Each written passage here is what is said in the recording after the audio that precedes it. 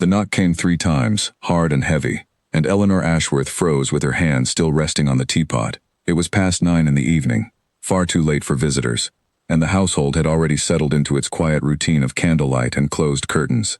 She set the teapot down slowly, her heart beating faster than she wanted to admit, and walked toward the front hall where the housekeeper, Margaret, stood staring at the door as if it might bite her. "Who could it be at this hour?" Margaret whispered, gripping the edge of her apron. Eleanor did not answer. She had learned, over 5 long years, that unexpected knocks rarely brought good news. Her husband had been declared dead half a decade ago, lost at sea when the ship carrying him home from a diplomatic mission never reached the shore. No body had ever been found, only broken pieces of the hull that washed up along the rocky coast weeks later. She had worn black for a full year, had wept until she thought her chest would cave in, and had slowly, painfully, taught herself how to breathe again without him. Now she ran this house.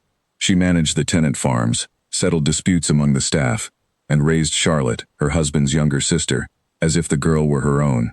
She had built something steady out of the wreckage of her old life, brick by brick, and she was proud of it, even if pride was a small comfort against the loneliness that crept in every night when the candles burned low.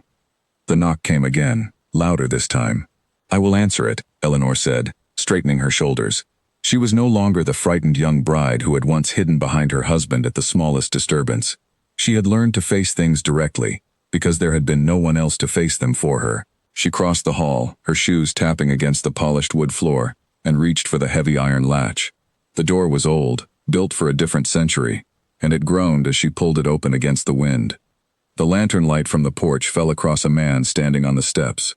He was tall, though he stood with the slight stoop of someone who had carried too much weight for too long. His coat was worn thin at the elbows, his boots caked with mud from the long road, and his face was hidden partly by the shadow of his collar turned up against the cold. For a moment, Eleanor simply stared, waiting for him to speak, to explain himself, to ask for shelter or directions the way strangers sometimes did on this remote stretch of road. Instead, he lifted his head, and the lantern light caught his eyes. Eleanor's breath left her body all at once. She knew those eyes. She had memorized them on their wedding day, had looked into them across 1,000 quiet mornings, had searched for them in her dreams for 5 years without ever finding them again. They were pale gray, rimmed with a darker circle near the edge, unmistakable, impossible to forget even after all this time. "No," she whispered, stepping back. "No, this cannot be." "Eleanor." His voice was rough, cracked from disuse, but it carried the same low, steady tone she remembered from 100 quiet conversations by the fire. "I know how this looks. I know what you must think." She shook her head, her hand pressed flat against her chest as though she could hold her racing heart in place. "My husband is dead. He has been dead for 5 years. I buried an empty coffin because there was nothing left of him to bury." "I am not dead," the man said quietly. "I never died. I have been trying to come home for a very long time." Margaret, behind her, made a small strangled sound and grabbed the doorframe for support. Eleanor did not turn to look at her. She could not tear her eyes away from the man standing on the porch, studying the lines of his face for something false, something that would prove this was all a cruel trick, a fraud, a stranger who had somehow learned the details of a dead man's life and come to steal what remained of it. But the longer she looked, the more she saw him. The small scar above his left eyebrow, earned in childhood from a fall off a horse. The way his jaw set when he was uncertain, exactly the way it had on the morning he left for his final voyage. The particular tilt of his head when he was choosing his words with care. "Nathaniel," she breathed, the name feeling strange and enormous in her mouth after 5 years of silence. He nodded slowly, and for the first time something like relief crossed his exhausted features. "Yes, it is me." Eleanor's legs nearly gave out beneath her. She caught herself against the doorframe, her mind spinning through 5 years of grief, 5 years of moving forward without him, 5 years of learning to be a widow instead of a wife. And now, standing before her, was the impossible undoing of all of it. "How?" she managed to say. "How is this possible? They found pieces of the ship. They said there were no survivors." "There is a great deal to explain," Nathaniel said, glancing past her into the warmly lit hall as though he did not quite believe it was real either. "May I come inside? I have been walking for 3 days straight, and I do not think my legs will carry me much farther." Eleanor hesitated. Every instinct told her to pull him inside, to hold on to him and never let go, to weep with the same violent joy she had once wept with grief. But another instinct, quieter and more suspicious, held her back. 5 years was a long time. People changed. Stories could be built out of careful lies, and a man who knew the details of Nathaniel's life could exist somewhere in the world, sent by someone with a reason to want access to this house, this title, this land. Charlotte is asleep upstairs, Eleanor said carefully. She believes her brother has been dead for 5 years. If you are not who you claim to be, I will not have her hopes shattered a second time. I understand, Nathaniel said. Test me however you wish. Ask me anything. I will answer. Margaret finally found her voice. My lady, perhaps we should send for the physician first. The gentleman looks unwell. Eleanor studied him again in the lantern light. He did look unwell, thinner than she remembered, with hollow cheeks and a grayish cast to his skin that spoke of illness or long deprivation. If this was a performance, it was a remarkably convincing one. Come in, she said finally, stepping aside. But you will sleep in the east wing tonight, under lock, until I am certain of who you are. A flicker of something crossed his face. Pain, perhaps, or simply exhaustion, but he nodded without argument. That is fair, he said. More than fair, given how strange this must seem to you. He stepped over the threshold, and Eleanor caught the faint scent of salt and old wood smoke clinging to his coat, the smell of long travel and harder days. She closed the door behind him, shutting out the cold night air, and stood for a moment simply staring at the back of a man she had mourned for 5 years, now standing in her front hall as though he had never left. Margaret hurried ahead to prepare a room, casting nervous glances over her shoulder the entire way. Eleanor remained rooted to the spot, her thoughts a storm of hope and fear tangled so tightly together that she could not separate one from the other. If this truly was Nathaniel, everything she had built over the past 5 years, her quiet independence, her careful management of the estate, her hard-won peace, would be upended in an instant. And if it was not him, if this was some cruel deception designed to take advantage of a lonely widow, then she was about to let a dangerous stranger into her home, into Charlotte's life, into the fragile safety she had worked so hard to create. She looked at him once more as he waited by the staircase, swaying slightly on his feet from exhaustion. Tomorrow, she said quietly, you will tell me everything, every detail, from the moment the ship went down to the moment you appeared on my doorstep. And if even one piece does not match what I remember, you will leave this house and never return. I would expect nothing less from you, Nathaniel said, and for a moment, the ghost of a tired smile crossed his face. You were always the sharpest mind in any room, Eleanor. That at least has not changed. She did not smile back. She simply watched as Margaret led him up the stairs toward the east wing, his footsteps slow and uneven, until the sound faded into the quiet corners of the house. Alone in the front hall, Eleanor pressed her back against the cold door and closed her eyes. 5 years of grief, 5 years of careful rebuilding, and now a single knock on the door had thrown everything into question again. She did not know if she was about to welcome home the love of her life, or open the door to a danger she could not yet name. Either way, she knew one thing with absolute certainty. Nothing in this house would ever be quiet again. She climbed the stairs slowly, her hand trailing along the banister she had polished herself countless times over the years, and paused outside Charlotte's door. The girl was 16 now, nearly a woman, and she had grown up believing her brother lay somewhere beneath the sea, his body never recovered, his grave nothing more than a stone marker in the family plot with no remains beneath it. Eleanor had told her, gently but firmly, that grief did not need a body to be real. She wondered now if she would have to take back every word of comfort she had given the girl, or if she was about to hand her a fresh wound disguised as a miracle. She did not wake Charlotte. There would be time enough for that in the morning, once Eleanor had gathered her thoughts and decided how much hope was safe to offer a heart that had already been broken once. Instead, she made her way to the small study at the end of the hall, the room that had once belonged to Nathaniel before it became hers by necessity. The shelves still held his ledgers, his correspondence, the small wooden box where he kept letters from his mother. She had never had the heart to clear it out completely, though she had told herself for years that she kept it this way only for Charlotte's sake, so the girl would have something of her brother to hold on to. Eleanor sat at the desk and lit a single candle, watching the flame flicker against the dark window glass. Outside, the wind had picked up, rattling the old shutters, and somewhere in the distance a dog barked at nothing. She thought of the man in the east wing, sleeping now, or perhaps lying awake as she was, turning over the strange collision of past and present that had brought them back under the same roof. She thought, too, of the cousins who had circled the estate like patient hawks in the years since Nathaniel's disappearance. Distant relations who had made careful, polite inquiries about the succession, about whether the title might pass to a nephew if no direct heir remained. She had always suspected their concern was less about grief and more about opportunity. If Nathaniel truly had returned, those same relatives would lose everything they had quietly hoped to gain. That thought alone was enough to make her wonder whether someone, somewhere, might have reason to want a convincing impostor to appear at exactly this moment, only to be exposed later as a fraud, casting doubt on the entire family and weakening its claim to the title even further. Or perhaps she was simply exhausted, grasping for conspiracy because the alternative, that her husband had truly been alive all this time while she mourned him, was too enormous a thing to accept without some kind of explanation to soften the blow. She pressed her fingers to her temples and forced herself to breathe slowly. Tomorrow she would ask her questions.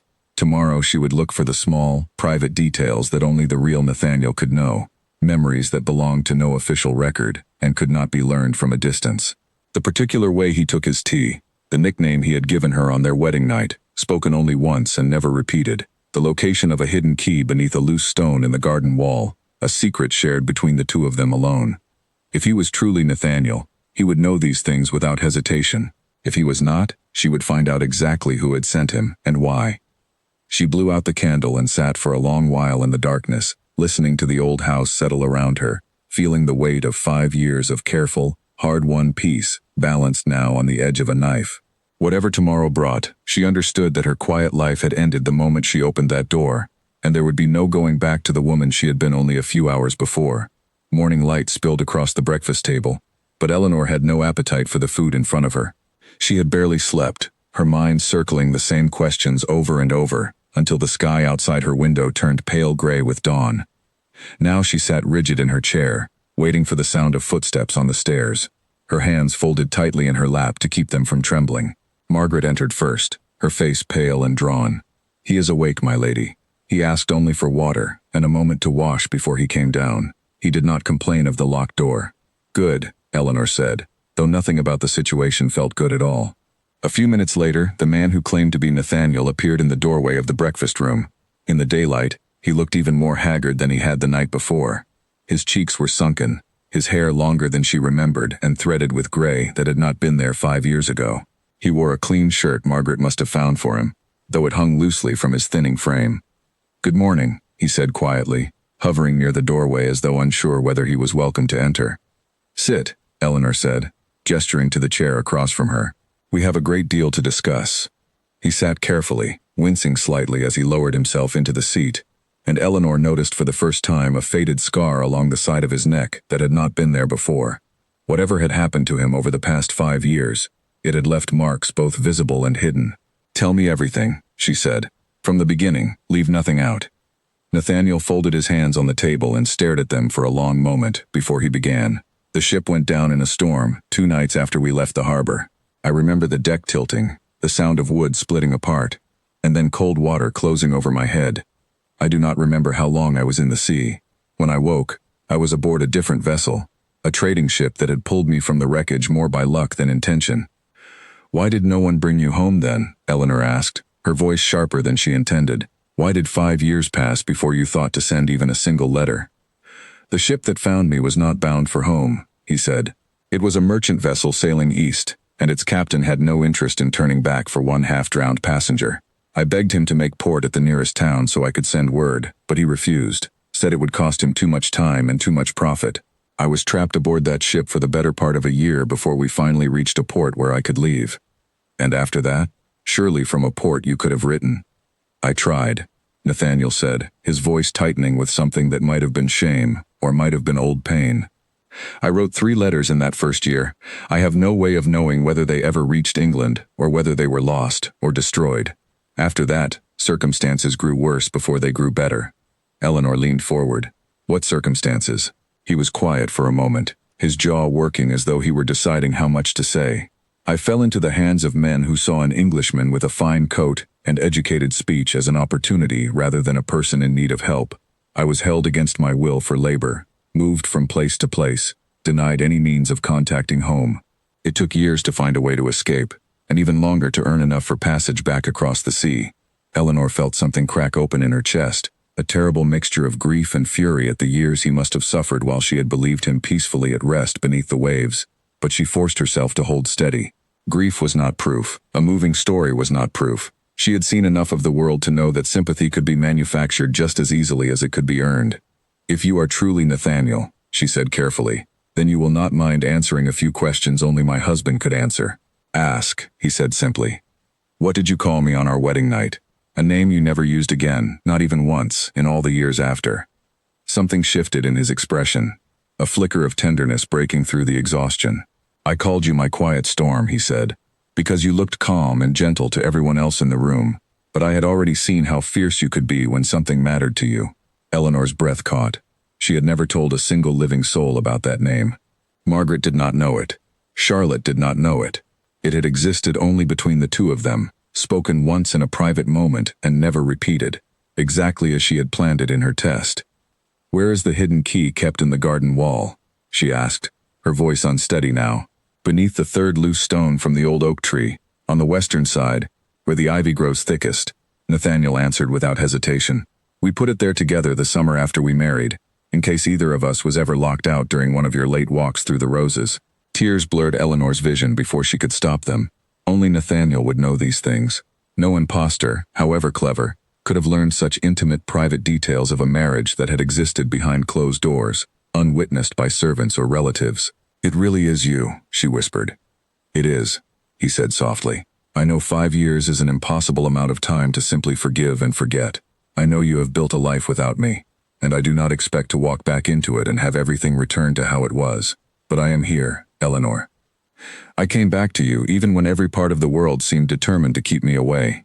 She wanted to reach across the table and take his hand, to weep with the same violence of feeling she had once poured into her grief, but a cautious voice in the back of her mind held her still.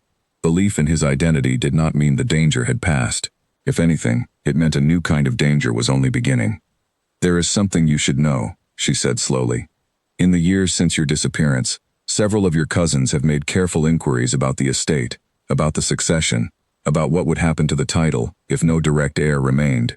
I always found their interest distasteful but harmless. Now that you have returned, alive and inconveniently in possession of everything they hope to inherit, I fear their interest may become considerably less harmless. Nathaniel's expression darkened. Which cousins?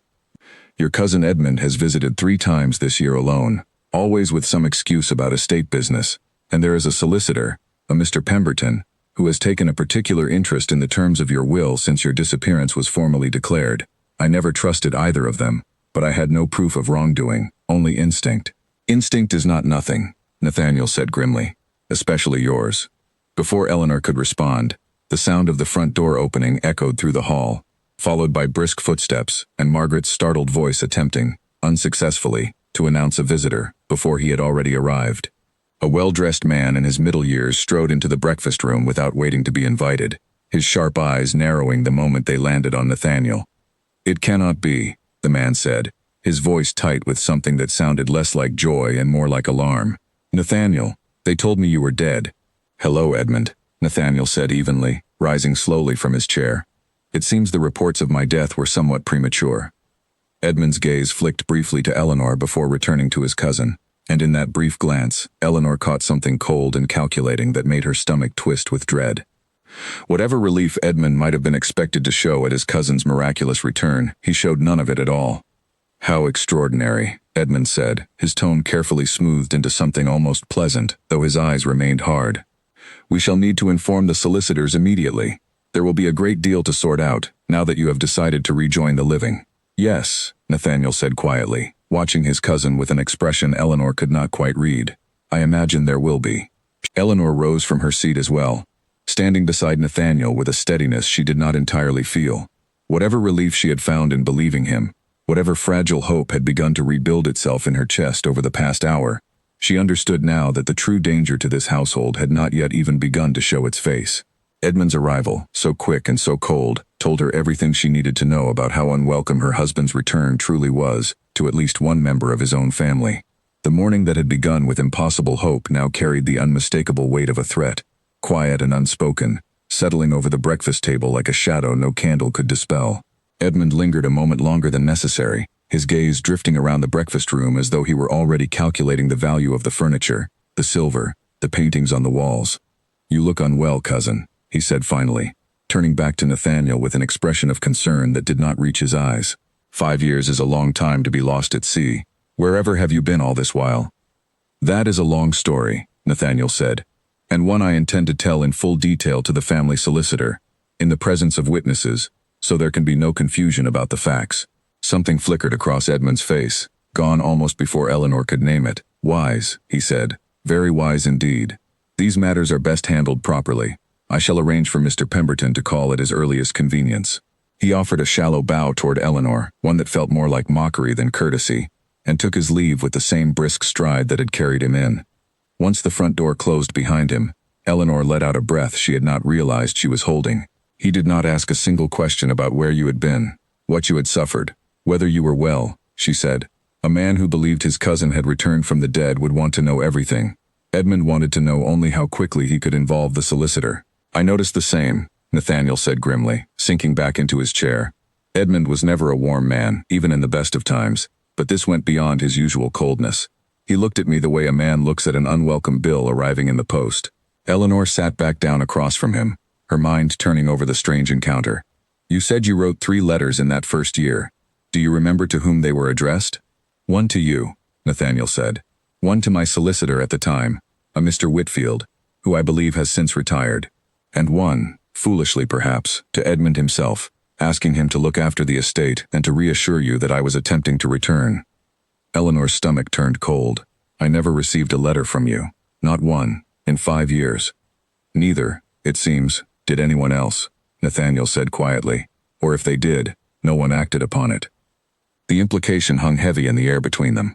If Edmund had received a letter announcing that Nathaniel was alive and attempting to come home, and had said nothing, had allowed the declaration of death to proceed regardless, that was not simple negligence. That was something far more deliberate. We cannot make accusations without proof, Eleanor said slowly, though her voice trembled with the effort of staying calm. A missing letter proves nothing on its own. It could have been lost at sea, along with everything else you tried to send. You are right to be cautious, Nathaniel agreed, but I intend to ask Mr. Whitfield, wherever he has retired to, whether he ever received correspondence from me, and I intend to watch my cousin very closely in the days ahead. Margaret appeared in the doorway then, wringing her hands nervously. My lady, forgive the intrusion, but Miss Charlotte has woken and is asking after the strange voices she heard from downstairs. I did not know what to tell her. Eleanor closed her eyes briefly, steadying herself. This was the moment she had dreaded since the door first opened the night before. Charlotte, 16 years old and still tender with grief for the brother she believed drowned, was about to have her entire understanding of the world turned upside down in a single conversation. I will tell her myself, Eleanor said, rising from the table. She turned to Nathaniel. Wait here. Let me prepare her first. A shock like this should come gently, not all at once. Nathaniel nodded, though Eleanor could see the longing in his face, the desperate hope of a brother who had been separated from his younger sister for 5 long years and wanted nothing more than to see her again. Take whatever time you need, he said. I have waited 5 years. I can wait a few minutes more. Eleanor made her way up the stairs, rehearsing gentle words in her mind, though nothing she practiced felt adequate to the enormity of what she was about to say. She found Charlotte sitting up in bed, her dark hair loose around her shoulders, her eyes wide with confusion, and a faint, cautious hope that Eleanor recognized instantly, because she had felt the same fragile hope herself, only hours before. Eleanor, who was that man's voice I heard last night? Charlotte asked, before Eleanor had even fully entered the room. It sounded almost like... She stopped herself, shaking her head, as though embarrassed by the thought. It is foolish. I must have been dreaming. Eleanor sat on the edge of the bed and took the girl's hands in her own. It was not a dream, she said softly. Charlotte, I need you to be very brave for me right now, and to listen carefully to everything I say, because what I am about to tell you will feel impossible at first. Charlotte's eyes widened further, her grip tightening around Eleanor's fingers. Tell me. Your brother is alive, Eleanor said. Nathaniel is downstairs, right now, in this house. He survived the shipwreck. He has spent 5 years trying to find his way home. For a long moment, Charlotte said nothing at all. Her face went through a rapid succession of expressions, disbelief, confusion, a flicker of hope she seemed almost afraid to let herself feel. That cannot be true, she whispered finally. You told me he was gone. Everyone told me he was gone. We believed it was true, Eleanor said gently. We had no reason to think otherwise. But he is here, Charlotte, and I have spoken with him myself. I asked him questions only your brother could answer, and he answered every one of them correctly. Charlotte's eyes filled with tears, and she pressed a trembling hand to her mouth. I want to see him, she said. Please, Eleanor, I need to see him now. Eleanor helped the girl from her bed, wrapping a shawl around her shoulders against the morning chill, and led her down the stairs with a steadying arm around her waist. When they reached the breakfast room, Nathaniel rose immediately from his chair, and for a moment brother and sister simply stared at one another across the room, 5 years of separation stretching silently between them. "Nathaniel," Charlotte whispered, and then she was moving, crossing the room in a rush, and Nathaniel caught her in his arms as she began to weep openly against his shoulder. Eleanor stood in the doorway watching the reunion, her own eyes wet with tears she did not try to hide, but even as her heart swelled with the pure joy of the moment, a quiet, watchful part of her mind remained fixed on the memory of Edmund's cold, calculating eyes, and the unsettling thought that not everyone in this house, or in this family, would greet Nathaniel's return with anything close to joy. The solicitor arrived 3 days later, a narrow man named Pemberton with ink-stained fingers and a habit of clearing his throat before every sentence. He set his leather case on the study desk with exaggerated care, as though the papers inside carried more weight than the situation itself deserved. "This is a most unusual case," Pemberton said, arranging his documents in careful rows. "A death declared, an estate settled, a title passed through legal channels, and now the deceased returns very much alive. The law has procedures for such circumstances, but I confess I have never personally handled one." "Then I suggest you handle it carefully," Nathaniel said, standing near the window with his arms crossed. Eleanor sat beside Charlotte on the settee, watching the proceedings with a wariness she could not shake, especially with Edmund seated in the corner, silent and watchful, his fingers steepled beneath his chin. Pemberton cleared his throat again. "Your Grace, I will need to verify your identity through proper channels before any reversal of the death declaration can proceed. This will include statements from those who knew you, medical examination to confirm your health and identity, and a review of any correspondence or evidence you can provide regarding your absence." "I have already answered questions no imposter could answer," Nathaniel said. "My wife can attest to that." "I can," Eleanor said firmly, "and I will state it under oath if required." Pemberton nodded, though his expression remained carefully neutral. "Your testimony will certainly be considered, Your Grace, but the law requires more than a wife's word, particularly given the significant nature of the estate and title involved. There will be scrutiny. There will be questions raised by other interested parties." Edmund shifted in his chair, and Eleanor caught the small, satisfied curve of his mouth before he smoothed it away. "Naturally, we must be thorough," Edmund said smoothly. "For the sake of the family name, we cannot simply accept a claim on faith alone, however compelling the reunion may appear." "Compelling," Nathaniel repeated, his voice edged with something sharp. "You make it sound like a performance, Edmund." "I make no accusations," Edmund said, spreading his hands in a gesture of false innocence. "I only urge caution. 5 years is a long time. People change, memories fade. Even genuine reunions can be complicated by grief and desperate hope clouding sound judgment." Eleanor felt her temper rising, but she held her tongue, watching Edmund with new suspicion after Nathaniel's revelation about the missing letters. She had said nothing yet to Pemberton or to Edmund about the correspondence Nathaniel claimed to have sent. She wanted to see how the conversation unfolded first, wanted to watch Edmund's face for any flicker of guilt or recognition. "Mr. Pemberton," she said carefully, "my husband mentioned that he wrote several letters during his time away, in the early months following the shipwreck. One to me, one to his previous solicitor, Mr. Whitfield, and one to Edmund himself. None of these letters were ever received, as far as I am aware. Do you have any knowledge of such correspondence reaching this estate?" The room fell silent. Pemberton's pen paused above his papers. Edmund's expression did not change, but Eleanor noticed the way his hands, previously loose and relaxed, tightened almost imperceptibly on the arms of his chair. "I have no knowledge of any such letters," Edmund said, his voice even. "If I had received word that my cousin was alive, I would have moved heaven and earth to bring him home.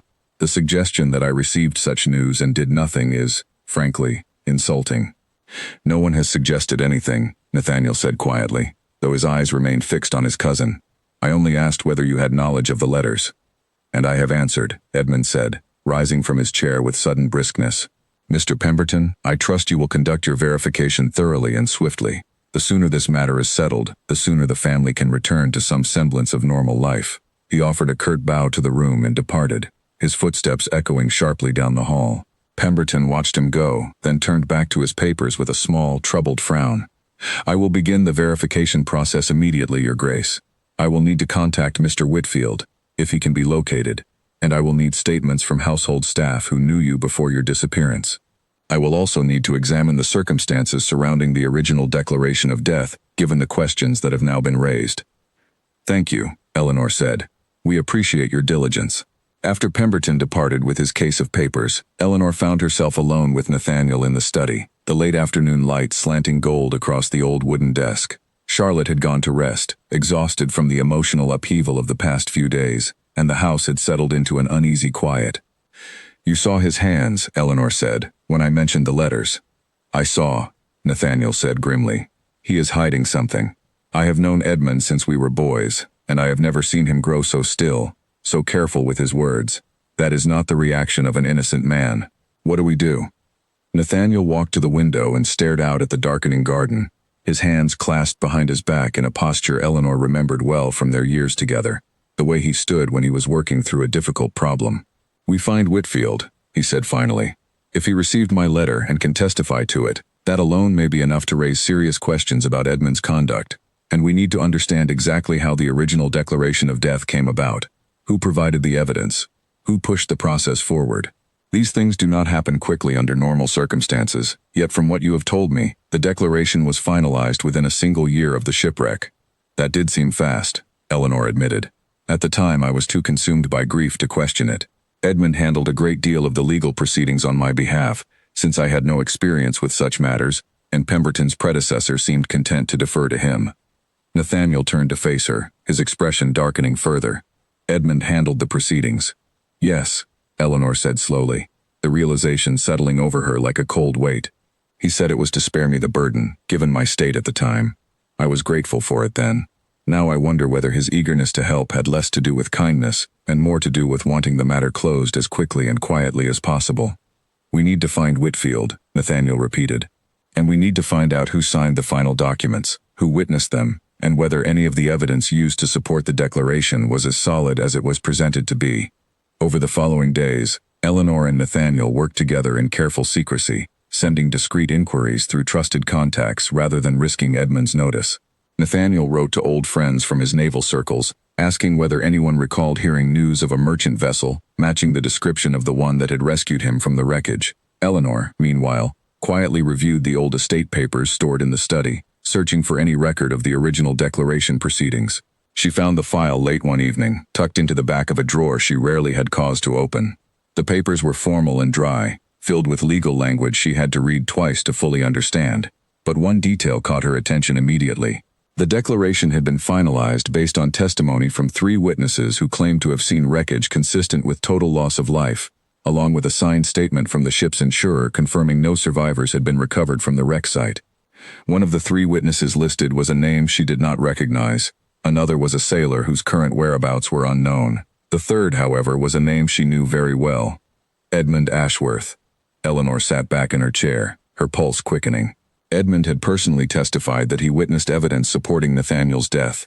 If Nathaniel's account was true, if letters had truly been sent and somehow intercepted, then Edmund's testimony took on a far more sinister meaning. He had not simply failed to act on news that his cousin was alive. He may have actively provided false testimony to ensure the declaration proceeded, clearing the path for himself to manage, and potentially inherit, the estate. She brought the papers to Nathaniel immediately, her hands trembling as she laid them across his desk. He read through the documents in silence, his jaw tightening with each line, until he finally looked up at her with an expression of cold, controlled fury she had rarely seen from him before. He testified, Nathaniel said quietly. He stood before the court and swore he had evidence of my death, evidence he could not possibly have possessed if he had truly received my letter announcing that I was alive. We still do not have proof he received the letter, Eleanor cautioned, though her own certainty was growing with every passing moment. We need Whitfield's testimony to confirm it. As if summoned by her words, a letter arrived the very next morning, delivered by a courier who had traveled 2 full days to reach the estate. It was from Mr. Whitfield, now retired to a small cottage along the northern coast, responding to Nathaniel's earlier inquiry with evident shock and no small amount of guilt. Eleanor read the letter aloud in the study, her voice growing tighter with every sentence.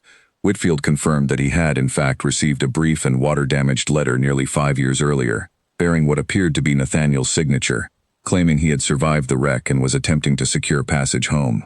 Uncertain of its authenticity given its poor condition and the extraordinary nature of its claim, Whitfield had forwarded the letter to Edmund, as the family member most actively involved in managing the estate's affairs, trusting him to investigate further and inform Eleanor if the claim proved credible.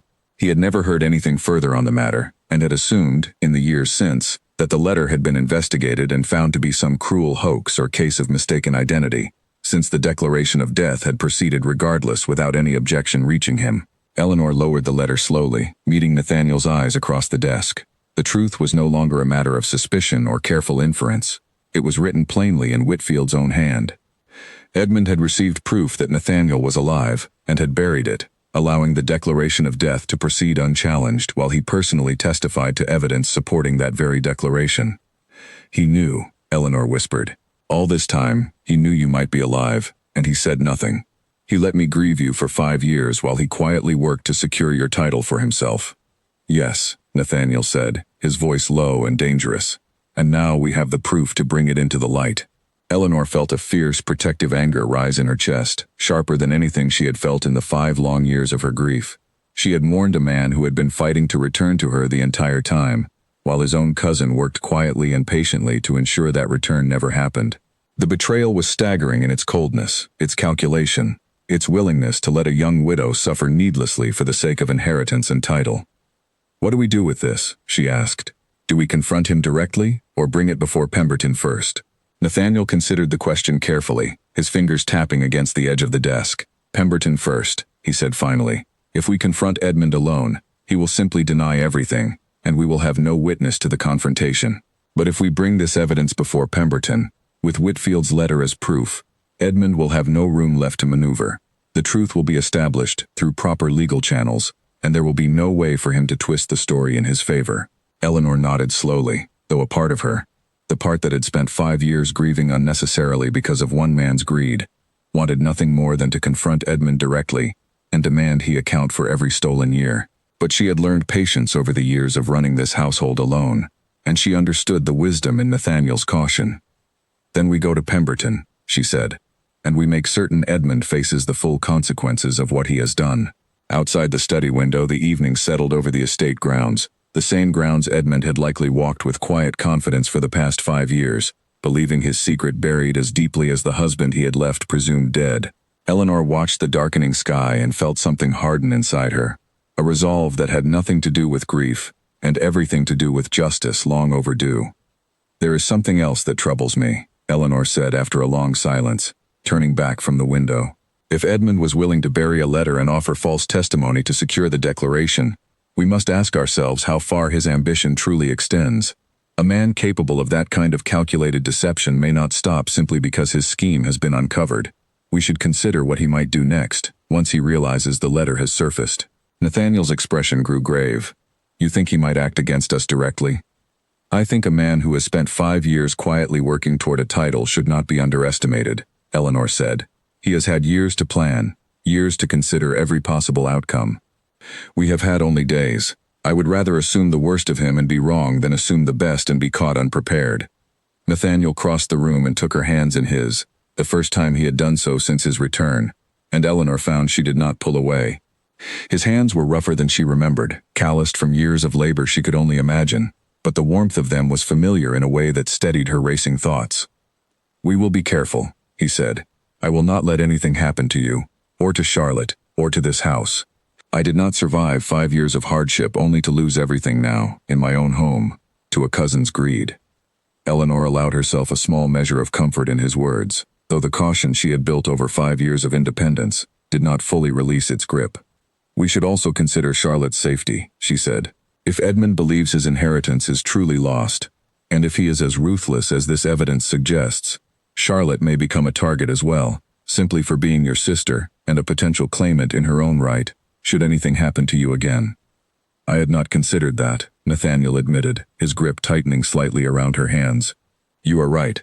We should speak with Pemberton about additional protections for her as well, at least until this matter is fully resolved." They spent the remainder of the evening drafting a careful letter to Pemberton, outlining the evidence they had gathered, and requesting an urgent meeting to present it formally. Eleanor took great care with her wording, ensuring the letter stated facts plainly, without excessive accusation, allowing the evidence itself to speak to Edmund's likely guilt, rather than relying on emotion or speculation that a clever solicitor might dismiss as bias born of personal conflict. As she sealed the letter and set it aside for the morning courier, Eleanor found herself studying Nathaniel across the desk, the candlelight softening the hollows of his face that had seemed so severe upon his first arrival. 5 years had changed him in ways she was only beginning to understand, hardship carved into every line of his face. But beneath it, she still recognized the steady, careful mind of the man she had married, now turned toward protecting the family that had nearly been stolen from him twice over. "Thank you," she said quietly, "for trusting me with the truth, even when it would have been easier to simply accept your return and let the past remain buried." "I could never have simply moved forward without setting things right," Nathaniel said. "Not when the truth affects you and Charlotte as much as it affects me. We deserve to know exactly what was taken from us, and by whom." Eleanor nodded, gathering the letter and the supporting documents into a neat folder to present to Pemberton the following day. As she prepared to retire for the night, she paused at the study door and looked back at Nathaniel, still seated at the desk, his eyes distant with thought. "Get some rest," she told him. "Tomorrow we bring this before Pemberton, and whatever comes after, we face it together." "Together," Nathaniel repeated, as though testing the weight of the word after 5 years of facing every hardship entirely alone. I had forgotten how much strength there is in that word. Eleanor left him with the candlelight and climbed the stairs toward her own room, her mind already turning toward the confrontation that awaited them. Uncertain of exactly how Edmund would respond once cornered by evidence he could no longer deny, but certain, for the first time since the knock on the door 3 nights ago, that she was no longer facing the uncertainty of her household's future entirely alone. Pemberton arrived within 2 days of receiving Eleanor's letter, his usually composed manner replaced by a barely contained urgency, as he swept into the study with his case of papers clutched tightly against his chest. "Your Grace, my lady," he said, bowing quickly before settling into the chair across from the desk. "Your letter has raised matters of the most serious nature. If what you allege is true, this goes far beyond a simple dispute over succession. We may be looking at fraud, perjury, and the deliberate concealment of evidence in a legal proceeding." "We believe it is true," Nathaniel said, sliding Whitfield's letter and the original declaration papers across the desk. "Read them yourself." Pemberton read in silence, his brow furrowing deeper with each page, his ink-stained fingers tapping an anxious rhythm against the desk as he worked through the documents. When he finally looked up, his expression had hardened into something Eleanor had not seen from him before, a solicitor's careful neutrality giving way to genuine outrage. "This is damning," he said quietly. "Mr. Whitfield's letter confirms he received correspondence from you, Your Grace, and forwarded it to Mr. Edmund Ashworth for further investigation. Yet Mr. Edmund personally testified before the court, under oath, that he possessed evidence of your death, evidence that would have been impossible to honestly claim if he had received and believed this letter." "Can this evidence be brought before a magistrate?" Eleanor asked. "It must be," Pemberton said firmly. "Perjury in a legal declaration is a grave offense, particularly one that resulted in the fraudulent transfer of a title and estate assets, even temporarily. I will need to summon Mr. Edmund Ashworth to answer for this directly, in a formal setting, with proper witnesses present." "When?" Nathaniel asked. "As soon as it can be arranged," Pemberton said. "I would suggest we do not delay. If Mr. Edmund becomes aware that this evidence has surfaced before we are prepared to confront him formally, he may attempt to destroy further evidence, flee, or otherwise complicate matters." Eleanor felt a cold knot form in her stomach at the thought of Edmund fleeing, of years passing without proper justice, of the man who had stolen 5 years of her life with Nathaniel simply disappearing into obscurity to avoid consequence. "Then we should not wait," she said. "Summon him tomorrow, before he has any reason to suspect what we have discovered." Pemberton nodded and began drafting the necessary summons immediately, his pen moving swiftly across fresh paper. Eleanor watched him work, her thoughts drifting to the confrontation that awaited them, wondering how a man as controlled and calculating as Edmund would respond when finally cornered by evidence he could not talk his way around. The following morning arrived gray and overcast, matching the tense atmosphere that had settled over the household since Pemberton's departure the night before. Eleanor dressed carefully, choosing a dark blue gown that Nathaniel had once told her made her look formidable. A small vanity she allowed herself given the weight of what the day would bring. Charlotte, informed only that important family business needed to be settled, remained upstairs at Eleanor's insistence, spared from witnessing whatever confrontation might unfold. Edmund arrived at midday, summoned under the pretense of discussing routine estate matters, unaware that Pemberton, along with a magistrate's clerk brought to formally witness the proceedings, waited for him in the drawing room alongside Nathaniel and Eleanor. "What is the meaning of this gathering?" Edmund asked as he entered, his sharp eyes taking in the unfamiliar clerk and the grim expressions surrounding him. "Pemberton, you said this concerned routine matters." "I apologize for the deception, Mr. Ashworth," Pemberton said, his voice steady despite the tension crackling through the room. "The matter at hand is far from routine. I must ask you to account for your testimony given during the original declaration proceedings regarding your cousin's presumed death." Edmund's expression flickered, a brief crack in his carefully maintained composure before he smoothed it away. "I testified to what I believed to be true at the time. I do not understand what further account is required." "Perhaps this will clarify matters," Nathaniel said, rising from his seat and holding out Whitfield's letter. "A letter from Mr. Whitfield, confirming that he forwarded to you, nearly 5 years ago, correspondence bearing my signature and claiming I had survived the shipwreck.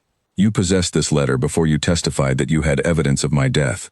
Edmund's face went pale as he read the letter, his hands beginning to tremble almost imperceptibly. For a long moment he said nothing at all, his eyes fixed on the page as though he could somehow will the words to change. "This proves nothing," he said finally, though his voice had lost the smooth confidence it usually carried. "A water-damaged letter of uncertain authenticity, forwarded to me years ago, hardly constitutes proof that I acted in bad faith. I received countless pieces of correspondence in the aftermath of the shipwreck, many of them from opportunists hoping to claim rewards for false sightings or fraudulent survival stories. I could not have been expected to treat every such letter as gospel truth. And yet you never mentioned receiving it," Eleanor said, her voice cutting sharply through the room. "Not to me, not to the solicitors handling the estate, not to anyone. If you genuinely believed it might be fraudulent, the honest course would have been to disclose its existence and let others judge its authenticity. Instead you buried it, said nothing, and personally testified to evidence supporting my husband's death.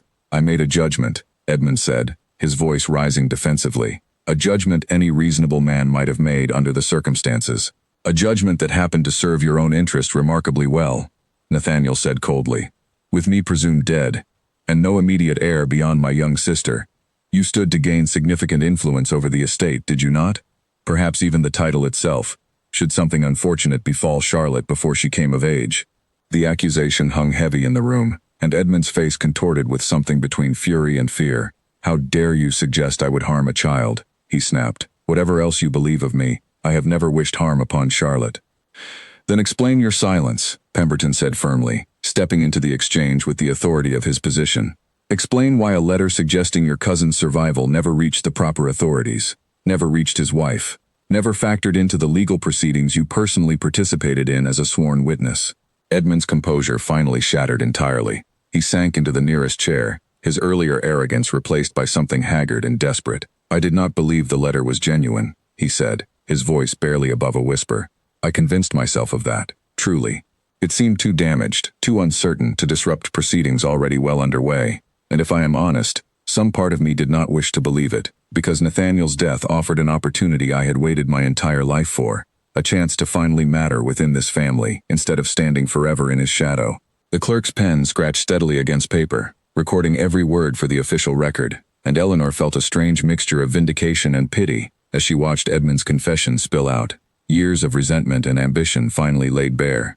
"I never intended real harm," Edmund continued, his voice cracking. "I told myself the letter was likely false, that acting upon it would only raise cruel false hope for Eleanor and Charlotte, only to have it dashed again if the claim proved fraudulent. I told myself I was protecting them from disappointment. But somewhere along the way, that justification became simply convenient, and I stopped questioning whether I truly believed it at all." "You let me grieve for 5 years," Eleanor said, her voice trembling now with barely controlled emotion. "You let Charlotte grow up believing her brother was dead, when you held evidence suggesting otherwise in your own hands. Whatever justification you construct for yourself, the truth remains that you chose your own ambition over our right to know the truth." Edmund had no response to offer, his head bowed low, the weight of exposure finally settling over him fully. Pemberton cleared his throat and addressed the room formally. "Given this confession, witnessed and recorded, I will be filing the appropriate documentation with the magistrate immediately. Mr. Edmund Ashworth, you should expect to answer formally for perjury and the deliberate concealment of evidence relevant to a legal proceeding. Given the sensitive nature of this matter and the standing of this family, I will advocate for whatever leniency the circumstances might reasonably allow, but the offense itself cannot simply be set aside." Edmund nodded weakly, offering no further protest. and rose from his chair with none of the sharp confidence that had carried him into the room only minutes before. He paused at the doorway, glancing back once toward Nathaniel and Eleanor with an expression Eleanor could not fully name, something between shame and a strange, resigned relief, as though 5 years of carrying a secret had finally become too heavy a burden to bear any longer. "I am sorry," he said quietly, before departing under the watchful escort of the magistrate's clerk. Once the door closed behind them, the drawing room fell into a heavy silence. Eleanor sank onto the settee, the tension that had carried her through the confrontation finally draining away, leaving behind only exhaustion and a complicated tangle of emotions she had not expected to feel toward the man who had stolen 5 years of her marriage. "It is over," Nathaniel said, settling beside her and taking her hand gently in his. "Is it?" Eleanor asked quietly. "The formal proceedings have only just begun. There will be questions, scrutiny, perhaps public attention we cannot control. And Charlotte will need to learn the full truth of what her cousin did, which will be its own kind of painful reckoning." "All of that is true," Nathaniel agreed, "but the worst of it, the uncertainty, the fear of not knowing who to trust within our own family, that danger has passed. Whatever comes next, we face it with the truth finally in the light, rather than buried beneath 5 years of careful lies." Eleanor rested her head against his shoulder, allowing herself, for the first time since the knock on the door had upended her carefully rebuilt life, a small measure of genuine relief. The path ahead remained uncertain, filled with formal proceedings and difficult conversations still to come, but the shadow that had hung over the household since Nathaniel's return had finally been named, confronted, and, at long last, begun to lift. Margaret appeared quietly in the doorway a short while later, her expression uncertain as she glanced between Eleanor and Nathaniel. "My lady, Miss Charlotte is asking what has happened." She heard raised voices from her room and grew frightened. Eleanor rose, smoothing her skirts, and exchanged a glance with Nathaniel. "We should tell her together," she said. "She deserves to hear the truth from us, not secondhand from servants' whispers, however carefully those whispers are meant." They found Charlotte pacing anxiously near her window, her hands twisted together in front of her. She turned the moment they entered, searching their faces for some clue to what had happened. "Is someone hurt?" she asked. "I heard Edmund's voice, and then nothing, and then the front door." "No one is hurt," Nathaniel said gently, guiding her to sit on the edge of her bed while Eleanor took the chair beside her. "But there is something you need to know, something difficult, about why it took me so long to find my way home." Slowly, carefully, they explained what they had discovered, the letter Whitfield had received and forwarded, Edmund's false testimony, his confession only minutes before. Charlotte listened in silence, her face growing paler with every detail, until finally tears spilled freely down her cheeks.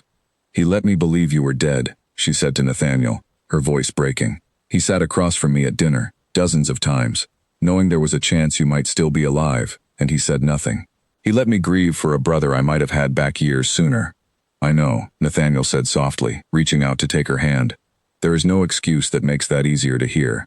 But I am here now, and whatever wrong Edmund did, it cannot be allowed to define what remains of our family." Charlotte wiped her eyes and nodded slowly, though the hurt in her expression remained plain. "What will happen to him now?" "That will be for the magistrate to decide," Eleanor said. "But he has confessed, in front of witnesses, and that confession will carry real consequences. Whatever else happens, he will not be permitted to simply continue as though nothing occurred." The three of them sat together in the quiet room as the afternoon light faded slowly toward evening, a strange, subdued calm settling over them after the storm of the confrontation. Eleanor found herself watching Nathaniel and Charlotte together, brother and sister reunited under circumstances none of them could have imagined, and felt a fragile thread of hope begin to weave itself through the exhaustion and lingering anger of the day. The truth had been costly to uncover, and its consequences were far from finished unfolding. But for the first time in 5 years, the Ashworth household stood on solid ground, free of the quiet deception that had shaped so much of its recent history. Later that night, once Charlotte had finally settled into an exhausted sleep, Eleanor stood alone in the upstairs corridor, looking out through a tall window at the dark grounds below. She heard Nathaniel's footsteps approach before she saw him, and he came to stand beside her, close but not quite touching, as though even now, after everything, he was still uncertain of how much closeness she was ready to allow. "You handled today with remarkable strength," he said quietly. "I do not think I could have faced Edmund so steadily without you beside me." "We faced it together," Eleanor said, echoing the word he had used the night before. "That is what today proved, more than anything else. Whatever comes next, with the magistrate, with the estate, with rebuilding what Edmund tried to take from us, We will not face it alone. Nathaniel turned to look at her, and in the pale moonlight through the window, Eleanor saw something raw and hopeful in his expression, the look of a man who had spent 5 years fighting, simply to return to this exact moment, standing beside the woman he loved, with truth finally restored between them. Together, he said again, softer this time, and for the first time since his return, Eleanor let herself believe, fully and without reservation, that the word might truly hold. News of Nathaniel's return, and the scandal surrounding Edmund's confession, spread through the county faster than Eleanor could have anticipated. Within a week, invitations arrived from neighboring estates, some genuinely warm with relief at the Duke's miraculous survival, others thinly veiled attempts to gather details of the scandal for the entertainment of the drawing rooms. Eleanor found herself navigating a delicate balance between honoring genuine well-wishers and shielding her family from those who wished only to feed on their misfortune. "The Bellamys have sent a card requesting we call on them this week," Eleanor said one morning, sorting through the growing stack of correspondence on the breakfast table. "And Lady Whitmore has written no fewer than 3 letters, each one more transparently curious than the last, about the details of Edmund's confession." "Lady Whitmore has never been able to resist a scandal," Nathaniel said, a faint smile touching his tired face. "I remember her interrogating half the county about far lesser matters when we were first married. She will have to remain curious a while longer," Eleanor said firmly. "I have no intention of feeding gossip that will only cause Charlotte further pain. Our family's business will be handled through Pemberton and the magistrate, not through drawing room speculation." Charlotte, seated across the table, pushed at her food without much appetite. In the days since Edmund's confession, she had grown quieter than usual, the weight of the betrayal settling into her in ways that seemed to deepen rather than ease with time. Eleanor watched her with growing concern, understanding all too well the particular ache of grief compounded by the discovery that it had been, in part, unnecessary. "You do not have to attend any social calls if you are not ready," Eleanor told her gently. "No one will think less of you for taking time to recover from all of this." "I know," Charlotte said quietly. "I simply keep thinking about all the dinners we shared with him. All the times he asked after my studies, complimented my needlework, behaved as though he cared for my happiness, while all along he was hoping I might never have a brother to protect me at all." "His actions were his own," Nathaniel said firmly. "They reflect on him, not on you, and certainly not on your judgment for trusting family the way any reasonable person would. You have nothing to feel ashamed of." Charlotte offered a small, unconvinced nod and excused herself from the table shortly after, leaving Eleanor and Nathaniel alone with the quiet weight of watching someone they loved struggle through pain neither of them could fully take away. "She will need time," Eleanor said softly, watching the doorway Charlotte had disappeared through. "This kind of betrayal cuts deeper than simple grief. Grief, at least, does not carry the sting of having been deliberately deceived by someone you trusted." "I know," Nathaniel said. "I feel it myself, if I am honest. Edmund and I were never close in the way brothers might be, but we grew up together, hunted together, shared holidays together for years. To learn he was capable of this kind of calculated cruelty, purely for his own advancement, is its own kind of grief." The formal proceedings against Edmund unfolded over the following weeks with a slow, deliberate thoroughness that tested everyone's patience. Pemberton visited regularly, updating them on the magistrate's progress, the gathering of additional testimony, the careful legal work required to formally reverse the original declaration of death and restore Nathaniel's full legal standing as Duke.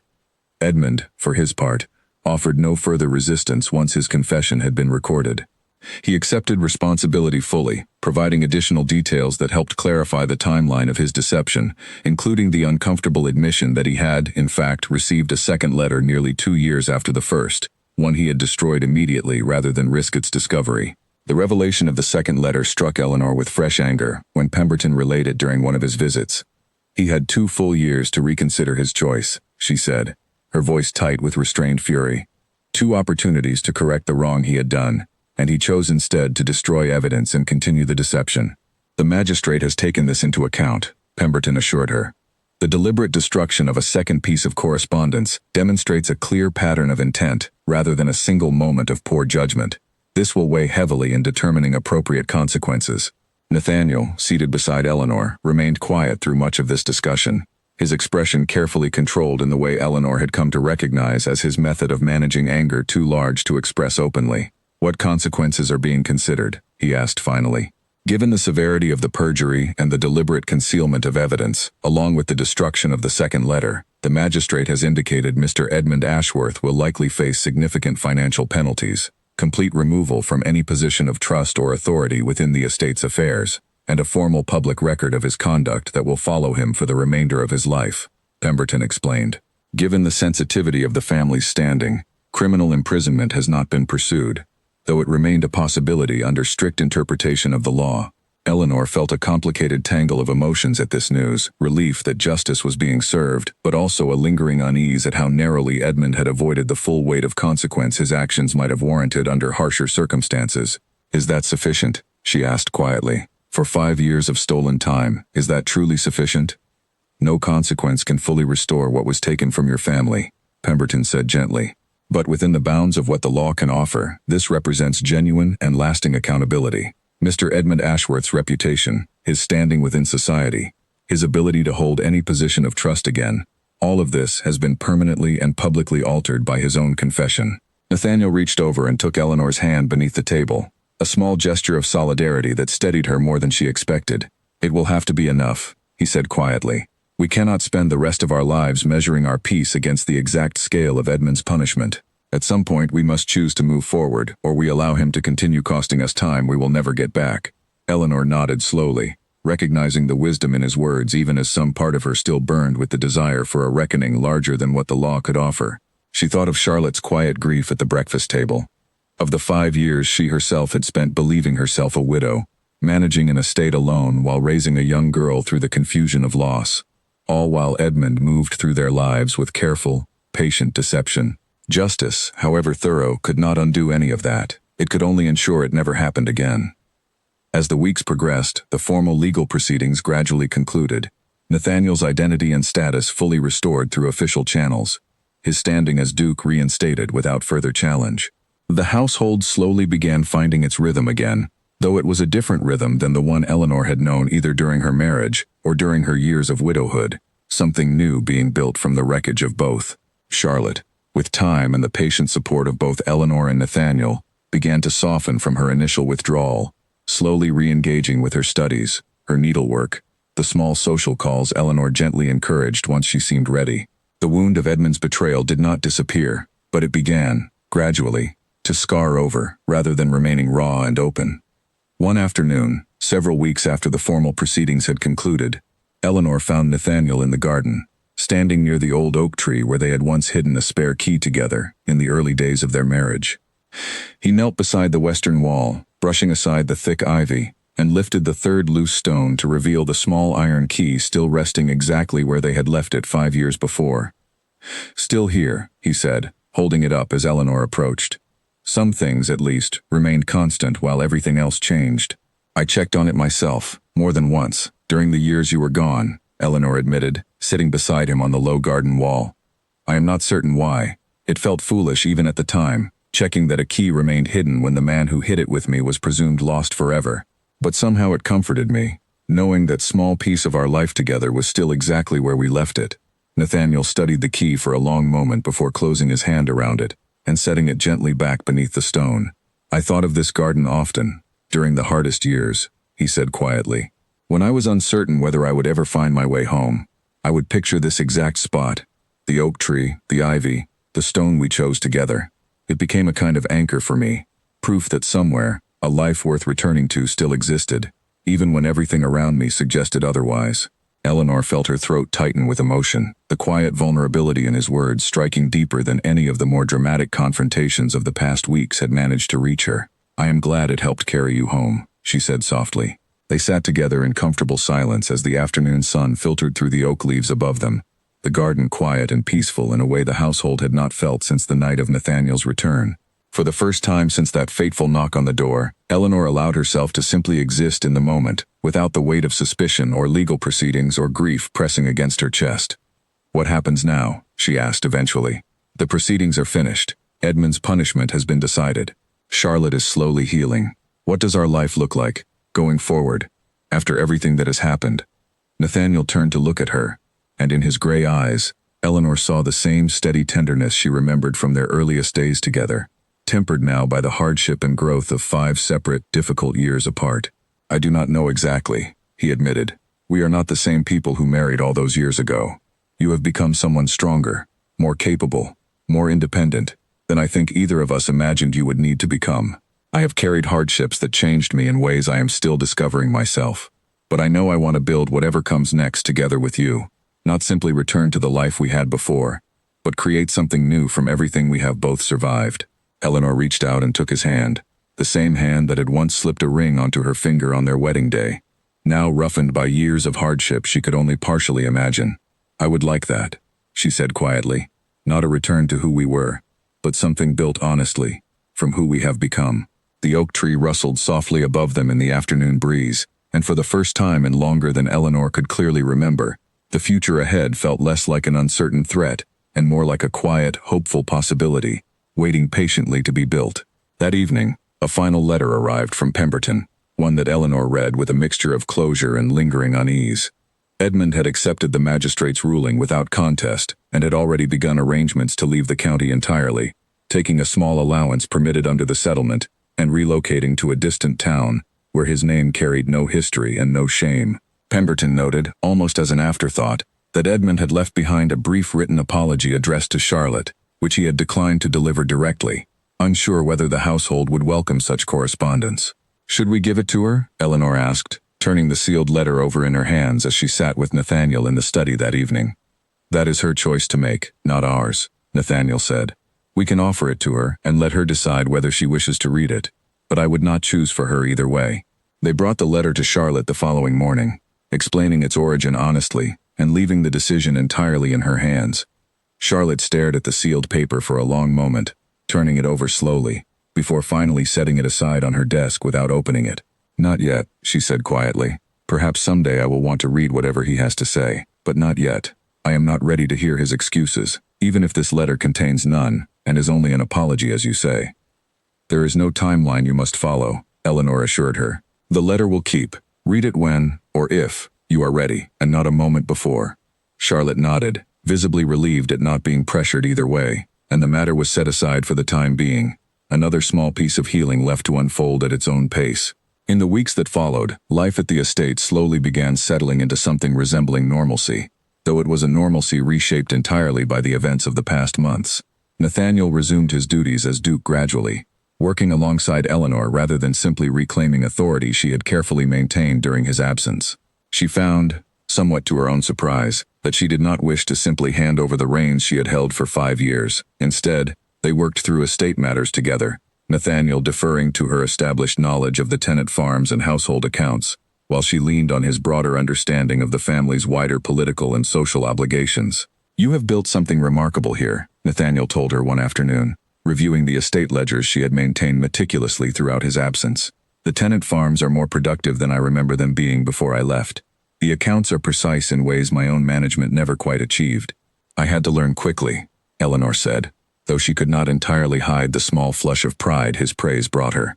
"There was no one else to manage things, and I refused to let the estate fall into disrepair simply because I was grieving." "I am not simply praising you out of politeness," Nathaniel said, setting the ledger aside to look at her directly. "I mean it plainly. Whatever partnership we build going forward, I do not intend to diminish the capability you have developed. This estate is better for your management, and I would be a fool to discard that simply because I have returned." Eleanor felt something warm settle in her chest at his words, a recognition she had not realized she needed until it was offered. 5 years of proving herself capable, of navigating a world that had not always taken a young widow seriously, and here was the one person whose opinion mattered most to her, acknowledging that capability without hesitation or wounded pride. Their social obligations resumed as well, carefully managed to protect Charlotte from unnecessary exposure, while still honoring the genuine well-wishes of neighbors and old friends who had truly celebrated Nathaniel's miraculous return. The Bellamys hosted a quiet dinner, small and warm, free of the probing questions Eleanor had feared from less considerate company. Lady Whitmore, denied the scandal she had hoped to extract through correspondence, eventually redirected her curiosity toward other unfortunate families, much to Eleanor's relief. Slowly, the household began to feel less like a place recovering from crisis, and more like a home being actively rebuilt. Charlotte's appetite returned, her interest in her studies reignited with fresh enthusiasm, and she began speaking of Nathaniel's return not simply as the unraveling of a painful betrayal, but as the genuine miracle it had always been, beneath the layers of complication Edmund's deception had added to it. One evening, as autumn began settling over the estate grounds in earnest, Eleanor found herself standing once again at the same upstairs window where she and Nathaniel had spoken together on the night of Edmund's confession. This time, Charlotte joined her, the two of them watching the last light fade over the garden below. "Do you think we will ever fully trust easily again?" Charlotte asked quietly, after everything Edmund did. Eleanor considered the question carefully before answering. "I think trust becomes something we choose more deliberately, rather than something we simply assume," she said. "It does not mean we live in constant suspicion. It means we pay closer attention, we ask better questions, and we choose carefully who earns our confidence. That is not a weakness, Charlotte. It is wisdom, hard-won through experience none of us would have chosen for ourselves." Charlotte nodded slowly, resting her head briefly against Eleanor's shoulder in a gesture of quiet affection that spoke more than words could have managed. "I am glad you are here," she said. "Through all of it, grieving Nathaniel with me, and now helping me understand how to move forward from what Edmund did. I do not think I could have managed either without you." "We managed it together," Eleanor said softly, echoing once again the word that had become something of a quiet anchor for the family in the difficult weeks since Nathaniel's return. "And we will continue managing whatever comes next the very same way." Below them, in the garden, Nathaniel walked slowly among the roses in the fading evening light, pausing occasionally to examine the plants Eleanor had tended so carefully during his absence, his figure a steady, familiar silhouette against the darkening sky. Eleanor watched him for a long moment, feeling the last of her old fear finally settle into something quieter, something closer to peace, and understood that whatever challenges still remained ahead, the foundation for facing them had already been firmly, carefully rebuilt. Winter arrived early that year, dusting the estate grounds with a thin layer of frost that turned the garden Eleanor had tended so faithfully into something quiet and still, waiting patiently beneath the cold for spring to return. Inside the house, however, warmth had settled in ways that had nothing to do with the fires burning steadily in every hearth. Eleanor stood before the tall mirror in her dressing room, smoothing the fabric of a deep green gown Nathaniel had gifted her only days before, insisting she needed something new for the occasion ahead, something that belonged entirely to the life they were building now rather than carrying the weight of the years before his disappearance. "You look beautiful," Margaret said from the doorway, her eyes bright with something close to tears. "Truly, my lady, I have not seen you look this at peace in all the years I have served this household. I do not think I have felt this at peace in all those years either," Eleanor admitted, turning to study her reflection. The woman looking back at her seemed different from the widow who had opened the front door on that fateful night months before. Different, too, from the anxious bride who had once stood in this same mirror on her wedding day. This woman had survived grief, had rebuilt an estate through sheer determination, had confronted betrayal and demanded justice, and now stood ready to step into whatever came next with clear eyes and a settled heart. A soft knock interrupted her thoughts, and Charlotte entered, dressed in pale blue, her dark hair arranged carefully with small white flowers woven through it. The transformation in her over the past months had been remarkable, the haunted uncertainty that had followed Edmund's betrayal, gradually replaced by a steady, growing confidence that reminded Eleanor of the resilient girl she had always known Charlotte capable of becoming. "Nathaniel sent me to fetch you," Charlotte said, a small, excited smile playing at her lips. "He says everyone is gathered and waiting, and he can hardly stand the delay any longer." Eleanor laughed softly, the sound easy and unguarded, in a way it had not been for years. "Then we should not keep him waiting." Together they made their way down through the house, past the study where Nathaniel had first answered her careful questions, past the garden where the hidden key still rested beneath its familiar stone, and out toward the great hall where the household staff, tenant families, and a careful selection of trusted friends and neighbors had gathered for the small, formal ceremony Nathaniel had requested. It was not, strictly speaking, a wedding. Their marriage vows, spoken so many years before, had never been dissolved, even through the long years of his presumed death. But Nathaniel had insisted on this gathering nonetheless, a formal renewal of commitment before family and community, a public declaration that whatever the law and circumstance had done to complicate their union, their bond remained, chosen freely and completely, not simply by old vows but by deliberate present choice. Nathaniel stood waiting at the front of the hall, dressed formally for the first time since his return, the gaunt exhaustion of his early days back, replaced now by a healthier color and a steadier posture that spoke to months of proper rest and nourishment. When his eyes met Eleanor's across the room, the tenderness in his expression stole the breath from her lungs entirely. She walked toward him slowly, Charlotte falling back to stand among the gathered witnesses, and took her place beside the husband she had once mourned as lost forever. 5 years ago, Nathaniel began, his voice carrying clearly through the hushed hall. I made vows to this woman that I fully intended to keep for the rest of my natural life. Circumstances beyond either of our controls separated us for far longer than either of us could have imagined, and forced upon her a grief and a burden she carried with more strength and grace than I could have asked of anyone. When I returned, I did not simply wish to resume the life we once had. I wished to build something new, something that honored both who we were when we first married and who we have each become through everything that followed. He turned fully to face Eleanor, taking both her hands in his own. Eleanor, you did not simply wait for my return. You built an entire life in my absence, one filled with strength, wisdom, and a fierce protectiveness over this family that I witnessed firsthand the moment Edmund's deception came to light. You are not the same woman I left behind, and I am profoundly grateful for that, because the woman standing before me now is someone I admire as deeply as I love. Eleanor felt tears gathering in her eyes, though she made no attempt to hide them, allowing the emotion of the moment to move through her freely rather than guarding herself against it, as she had grown so accustomed to doing during the long years of uncertainty. I choose you again, Nathaniel continued, his voice thick with emotion. Not out of old obligation, not simply because our original vows were never formally dissolved, but because every single thing I have learned about you since my return has only deepened my certainty that you are exactly who I wish to build the rest of my life alongside. Eleanor drew a steadying breath before responding, her own voice carrying clearly through the quiet hall. When you disappeared, I believed the best parts of my life had ended, she said. I spent 5 years learning to carry grief while still moving forward, learning to be strong for Charlotte, for this household, for tenants who depended on steady leadership even in the midst of loss. I never imagined I would have the chance to stand here again, choosing you not out of the comfort of old habit, but with the full clarity of everything we have both survived. She squeezed his hands gently. I choose you too, Nathaniel. Not the man I married 5 years ago, innocent of hardship and untested by grief, but the man who fought for 5 long years to return to me, who trusted me with painful truths rather than simply asking me to move forward blindly, who stood beside me through Edmund's confrontation and helped rebuild what his cousin tried to steal from us. I choose this version of you, and I hope you will continue choosing this version of me, the one who learned she did not need rescuing to be strong, but who nonetheless welcomes you back into a life that is genuinely better with you in it. A soft murmur of emotion moved through the gathered witnesses, and Charlotte, standing near the front, wiped openly at her eyes, her earlier composure giving way to unrestrained joy at watching her brother and sister by marriage renew their commitment with such evident sincerity. The ceremony concluded simply, without the elaborate formality of their original wedding years before, but with a depth of meaning that Eleanor felt certain surpassed anything the original ceremony had carried. As the gathered guests moved toward the refreshments prepared in the adjoining hall, Nathaniel drew Eleanor aside for a quiet moment near the tall windows overlooking the frosted garden. Thank you, he said softly, for choosing this life again, even knowing everything it cost you the first time.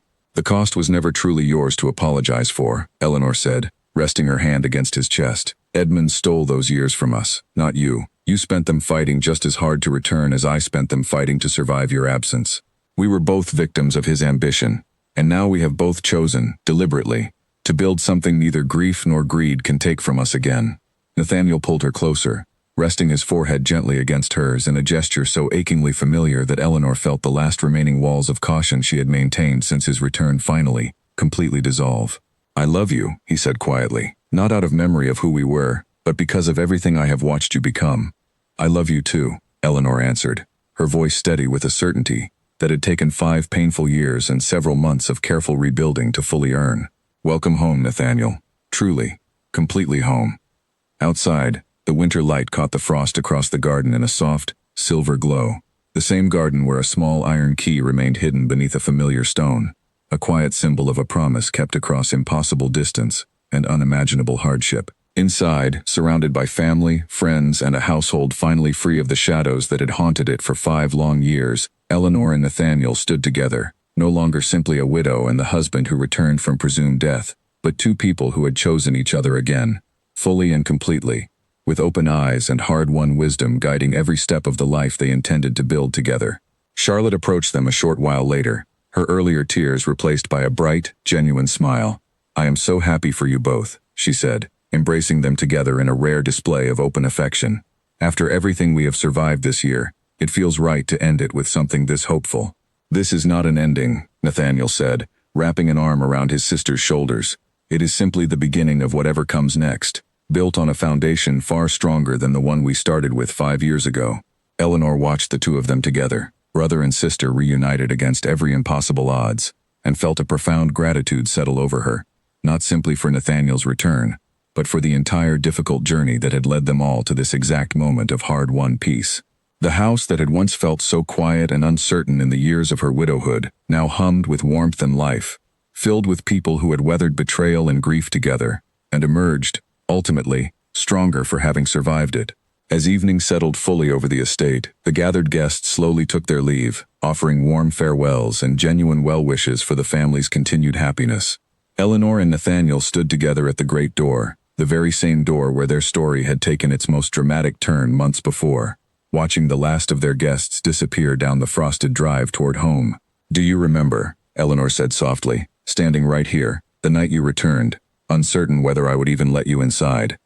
"I remember every detail of that night," Nathaniel said, wrapping an arm around her waist as they watched the darkening sky settle over the grounds. "The fear in your eyes, the caution in your voice, the absolute certainty that whatever happened next would determine everything about the life we might still build together. And now," Eleanor said, leaning gently into his embrace, "here we stand, at the very same door, with nothing left between us but honest, hard-won love." Nathaniel pressed a soft kiss to the top of her head, and together they closed the great door against the cold winter evening, stepping back into the warm, firelit hall, where Charlotte waited with tea already prepared, the household settling comfortably into the quiet, contented rhythm of a family finally, truly whole again. The following morning, Eleanor woke early out of long habit, though the household no longer required her to rise before dawn to manage every detail of the estate alone. She found Nathaniel already awake, standing at the window of their bedroom, watching the pale winter sunrise spread slowly across the frosted fields beyond the garden. "You are awake early," she said, joining him at the window, wrapping a shawl around her shoulders against the morning chill. "Old habits," he said, echoing her own thoughts of a moment before. "Even after everything, I find myself still expecting to wake in unfamiliar places, still bracing for hardship before I remember I am finally, truly home." Eleanor slipped her hand into his, watching the sunrise together in comfortable silence. "Will it always feel that way?" she asked gently. "Will you always carry some part of those 5 years with you, even now that we have rebuilt so much?" Nathaniel considered the question seriously before answering. "I think some part of it will always remain," he admitted. "The hardship, the fear, the long uncertainty of whether I would ever find my way home again. These things do not simply disappear because the danger has passed. But I do not think that is entirely a burden.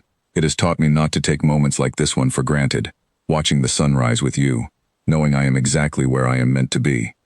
"That seems a fair balance," Eleanor said softly. "I carry my own version of those years as well. The independence I built, the caution I learned to hold on to, even in moments of joy, the fierce protectiveness I feel now toward Charlotte and this household. I do not think I would trade those lessons away, difficult as they were to earn." They dressed and made their way downstairs together, finding Charlotte already at the breakfast table, engaged in cheerful conversation with Margaret about preparations for the tenant families who would soon arrive for their traditional winter gathering, a custom Eleanor had maintained faithfully even through the loneliest years of her widowhood, determined that the estate's obligations to its people would never suffer regardless of her personal grief.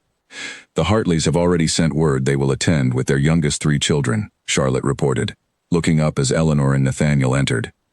"And old Mr. Fenwick insists on bringing his famous cider again, though Margaret says half the household still remembers how strong it proved last year. Some traditions are worth preserving, however dangerous the cider," Nathaniel said, settling into his chair with an easy laugh that had become more frequent in recent weeks, a sound Eleanor found she treasured more with each passing day, evidence of a man slowly finding his way back to genuine lightness after years of hardship. The tenant gathering took place later that week, filling the great hall with warmth, laughter, and the comfortable noise of an entire community coming together to celebrate the changing season. And, though it went largely unspoken, the family's continued survival through a year that had tested them more severely than any of the tenants likely fully understood. Eleanor moved through the gathering with practiced ease, greeting families she had come to know intimately during her years managing the estate alone, while Nathaniel, still relearning the particular rhythms of a role he had been forced to abandon for 5 years, followed her lead with evident gratitude for her deep knowledge of the people who depended on their stewardship. "Your lady kept this estate running better than most dukes manage with full health and constant attention," old Mr. Fenwick told Nathaniel over a cup of his notorious cider, his weathered face creased with genuine admiration. "We were grieved to lose you, your grace, truly grieved. But I will say plainly that this household never once faltered under her care. I am well aware of exactly how fortunate I am," Nathaniel said, glancing across the crowded hall to where Eleanor stood laughing with a group of tenant children, her face bright and unguarded in a way that filled him with quiet, grateful wonder. "More fortunate than I think I will ever fully deserve." As the gathering wound down into evening, and the last of the tenant families made their way home through the frosted dusk with promises to return for the spring planting celebrations, Eleanor found a quiet moment to slip away to the garden, drawn by old habit to the familiar oak tree standing sentinel over the western wall. Nathaniel found her there minutes later, watching her kneel briefly beside the loose stone before straightening and turning to face him with a soft, contented smile. "Checking on the key again?" he asked, amusement warming his tired voice. "Old habits," Eleanor said, echoing his words from that morning. "Though I think, perhaps, I no longer check it out of grief or uncertainty. I think now I simply check it because it makes me happy. A small, steady symbol of everything we managed to hold on to, even through the hardest years either of us has ever faced." Nathaniel crossed the frosted grass to stand beside her, wrapping an arm gently around her shoulders as they looked out over the quiet garden together, the estate settling into peaceful evening stillness around them.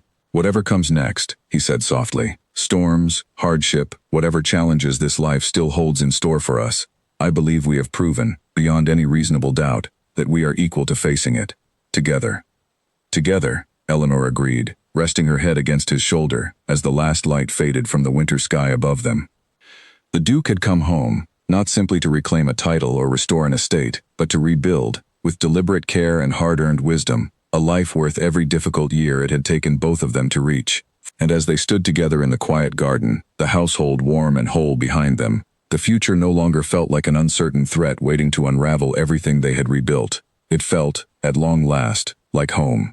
Spring arrived at the estate with a suddenness that caught even Eleanor by surprise, the frost giving way within a matter of weeks to fresh green shoots pushing through the garden soil, and birdsong filling the early mornings that had spent so many months wrapped in winter quiet. The household, too, seemed to bloom alongside the changing season, the lingering shadows of the past year gradually giving way to a settled, genuine contentment that Eleanor had once feared she might never experience again. Charlotte's transformation over those months had been the most striking of all. The quiet, wounded girl who had struggled through the aftermath of Edmund's betrayal had slowly rediscovered her natural warmth and curiosity, throwing herself into her studies with renewed enthusiasm, and even beginning, tentatively, to accept invitations to social gatherings among families in the county, who had proven themselves genuine friends, rather than curious spectators of the Ashworth family's misfortune. One bright morning in early spring, Charlotte approached Eleanor in the garden, the sealed letter from Edmund still unopened but now carried carefully in her hand, rather than left abandoned on her desk. "I think I am ready to read it," she said quietly. "Not because I have forgiven him, not entirely, but because I no longer want his words to hold power over me, simply by remaining unread. I would rather know what he wished to say, and set it aside on my own terms, than carry the uncertainty of it forever." Eleanor set down her gardening tools and sat beside her on the low garden wall, offering quiet support without pressing for details. "Whatever it says, you do not owe him a response, or even continued thought, beyond whatever peace reading it might bring you."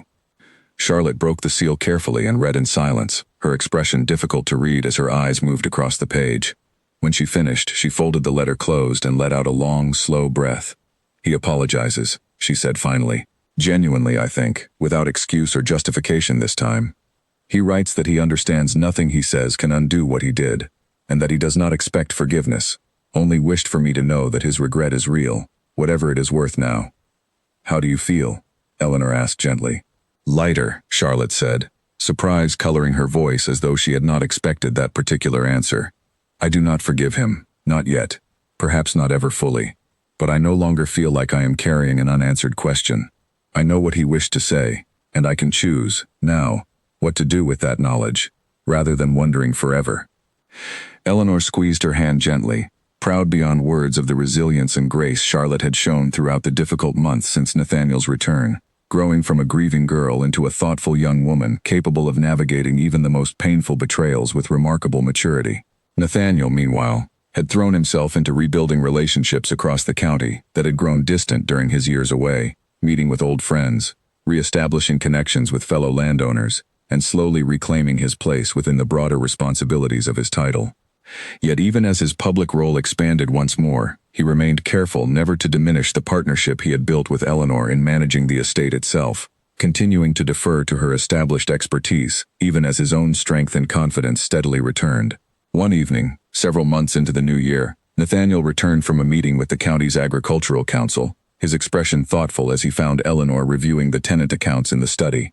The council wishes to establish a new fund for supporting tenant families during difficult harvests, he said, settling into the chair across from her desk. I proposed you lead its administration, given your experience managing similar concerns here at the estate throughout my absence. Eleanor looked up, surprised. They would accept a woman managing such a fund? They would accept the person most qualified to manage it well, Nathaniel said simply. And I made it quite clear, without room for debate, that person is you. Several council members raised eyebrows initially, I will admit. But by the end of the discussion, even the most skeptical among them acknowledged the wisdom of the proposal. Once I detailed exactly how effectively you managed this estate's tenant relations during the years I was unable to. Eleanor felt a swell of pride and gratitude at his continued advocacy, at his evident refusal to simply reclaim authority, without acknowledging everything she had built and earned during his absence. I would be honored, she said. Thank you for trusting my judgment enough to recommend me so publicly. I trust little else as completely, Nathaniel said, reaching across the desk to take her hand. You have more than earned that trust, many times over. As the year progressed, the Ashworth estate settled into a rhythm defined not by the absence and grief of the years before, nor by the lingering shadow of Edmund's betrayal, but by a genuine partnership built through hardship, honesty, and hard-won mutual respect. Eleanor took up her new role administering the tenant support fund with characteristic diligence, while Nathaniel gradually resumed his broader duties across the county, the two of them building a shared life that honored both who they had been before his disappearance and who they had each become through the difficult years that followed. Charlotte, too, continued to flourish, her confidence steadily returning as the months passed, until by summer she had begun cautiously accepting the attentions of a thoughtful young gentleman from a neighboring estate, a match Eleanor and Nathaniel watched develop with careful, protective interest, determined that whatever future Charlotte chose for herself would be built on genuine trust and affection rather than the calculated deception that had so deeply wounded her the year before. News of Edmund occasionally reached them through Pemberton's continued correspondence regarding the final settlement of estate matters. He had settled quietly in a distant town, taking modest work that bore no resemblance to the privileged life he had once enjoyed, his name carrying enough quiet infamy in select circles that any hope of rebuilding social standing within their county had been permanently foreclosed. Eleanor found she felt little beyond a distant, settled satisfaction at this news, the sharp anger of the earlier months having gradually faded into simple acceptance that justice, however imperfect, had ultimately been served. On the anniversary of Nathaniel's return, nearly a full year after that fateful knock on the door had upended Eleanor's carefully rebuilt life, the family gathered quietly in the garden beneath the old oak tree, marking the occasion not with elaborate celebration, but with simple, grateful reflection on everything the past year had demanded of them, and everything it had ultimately restored. A year ago tonight I stood on the front steps of this house, uncertain whether you would even open the door, Nathaniel said, watching the evening light fade slowly over the garden he had described so often during his hardest years away. I could not have imagined then everything that awaited us, the fear, the uncertainty, the painful discovery of Edmund's betrayal, but also this, standing here now, with both of you, in a home rebuilt stronger than it was before. I could not have imagined it either, Eleanor said, watching Charlotte kneel beside the familiar loose stone, checking on the small iron key that had become, for all of them, a quiet symbol of everything they had fought to preserve. But I would not trade this year, difficult as it was, for a simpler return that left Edmund's betrayal buried and unaddressed. We faced the hardest truths directly, and because of that, whatever we build going forward stands on solid, honest ground. Charlotte straightened from the garden wall, brushing the soil from her hands, and came to stand beside them both, the three of them watching the last light of the anniversary evening settle gently over the estate that had weathered such extraordinary hardship and emerged, ultimately, whole. Whatever comes next, Charlotte said softly, echoing the quiet promise that had carried them through the darkest months of the past year. We face it together. Nathaniel wrapped an arm around each of them, drawing his small, hard-won family close, as the stars began appearing gradually across the darkening spring sky above the estate. The house behind them glowed warmly with lit windows, the sound of Margaret's evening preparations drifting faintly through the open door. The entire household settled into the steady, peaceful rhythm of a family that had survived betrayal, grief, and impossible odds to arrive, finally, at genuine and lasting peace. Later that night, once Charlotte had retired and the house had settled into its familiar evening quiet, Eleanor sat with Nathaniel by the fire in the small study that had once belonged to him alone and now served as a shared space for the two of them. Ledgers and correspondence spread comfortably across the desk between them. "Do you ever think about how differently this year might have unfolded?" Eleanor asked, watching the firelight flicker across his face. "If I had not opened the door that night, if fear or caution had led me to turn you away before you had the chance to explain yourself." Nathaniel considered the question seriously, as he considered most things now, with a thoughtfulness that hardship had carved into him over the years. "I have wondered the same," he admitted. "I do not think I could have blamed you had you turned me away that night." A stranger appearing after 5 years, claiming an impossible truth, arriving in the dead of night looking every bit as rough and uncertain as I must have looked. Caution would have been entirely reasonable. "But I did open it," Eleanor said softly. "Despite every reasonable instinct urging caution, some part of me recognized you immediately, even before I could put words to what I was seeing. I have never stopped being grateful for that instinct," Nathaniel said, reaching across the small space between their chairs to take her hand. "Whatever hardship followed, whatever betrayal we uncovered, none of it would have mattered if you had simply closed that door and left me standing in the cold, unable to prove myself before I ever had the chance to try." Eleanor smiled softly, watching the fire settle into gentle embers as the evening deepened around them. "I suppose some part of me always believed you might return, even during the years I told myself and everyone else that hope was foolish. Perhaps that is why I recognized you so quickly, despite everything that should have made recognition impossible." "Whatever the reason," Nathaniel said, lifting her hand to press a gentle kiss against her knuckles, "I will spend the rest of my life grateful you trusted that instinct, even against every reasonable caution urging otherwise." They sat together by the dying fire a while longer, the ledgers and correspondence forgotten between them, content simply to exist together in the quiet, hard-won peace they had built from a year of hardship, betrayal, and, ultimately, unwavering commitment to facing whatever came next honestly and completely, side by side. The Duke had come home, and in the year since that fateful knock on the door, a young widow who had opened it with cautious hope had helped rebuild not simply a marriage, but an entire family, stronger and more honest than it had ever been before, ready to face whatever future still awaited them, together, always together, exactly as they had promised.